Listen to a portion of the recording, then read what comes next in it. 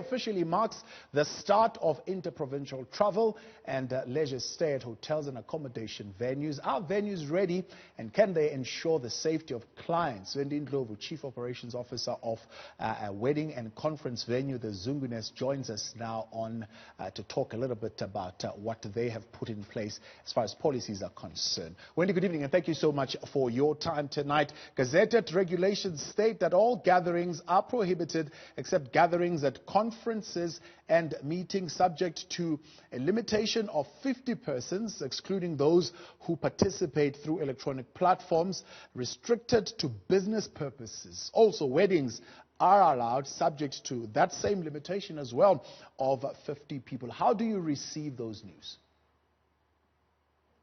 Thank you so much for having me today. Look, with everything, the scourge of COVID-19, it has greatly impacted on the venue, weddings industry, hospitality industry in general. Now, the issue will be sort of making sure that our patrons are safe, they're within the safe environment, and that we follow the guidelines as provided by our government to make sure that our patrons are safe, but at the same time not dropping the ball in terms of making the experience be, as was prior to COVID-19. And look, we have put measures in place as the Zunguness to make sure that our patrons are safe and keep within the numbers in terms of the guidelines of as the government and the World Health Organization has put in place as a venue. However, I can tell you now it has been difficult for all of us because we have not been able to operate as per usual. And also the numbers obviously will have to go down up to 50 persons per event. We greatly are excited to start over, but obviously we need to make sure that our guests, but also not only our guests, our staff, they are within the safe environment, and also all the guidelines and protocols are followed. Talk to me about those policies and those guidelines and what they actually mean in practice for you. We'll have about 50 people at the venue. Normally in a wedding there are communal spaces where people gather. It's a buffet, it's at the bar, it's they touch utensils, they touch glasses. How are you ensuring that that doesn't happen? Because certainly that becomes a very active area for the transmission. It's important that we make sure that everybody is following the guidelines. We'll have our staff members in place sort of making sure that people follow the guidelines in terms of wearing masks and making sure that we test their temperatures as and when they enter the venue, and keep the numbers to the maximum that has been provided by, the law and the government in terms of who enters the venue, but also understanding the importance that weddings are a big part in terms of our community, in terms of bringing people together and making sure that the experience is the memorable one.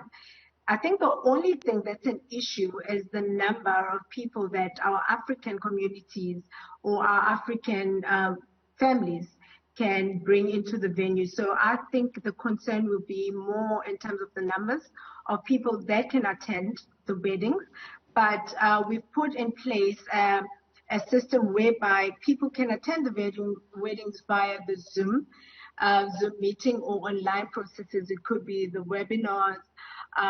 It could be any sort of online platforms, because we are now moving more towards doing everything online and personal interactions, and we sort of kind of limiting those, like how we've been operating in the past couple of months, where meetings and businesses and schooling is operated via the online system, which makes a better sense in terms of protecting people and making sure that we keep, our patrons, but not only our patrons, but also our staff safe and protected during these hard and let's talk then, uncertain Wendy, about the trend generally that we have seen since lockdown came in place, and the general trend is a decrease in sizes and budgets. Does your venue appeal to small, intimate, and budget-conscious events? Absolutely.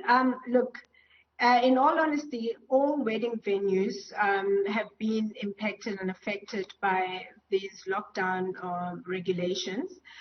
People have decided to move their weddings to, next year, to a time where they can include, their families. When look, the Zunguness, which is our wedding venue, it was established because we were trying. Zoto Zungu's vision was basically to sort of incorporate and give African families a sense of African wedding, but mixed with the Western, where they'll feel welcome and be treated, like royalty within our venue.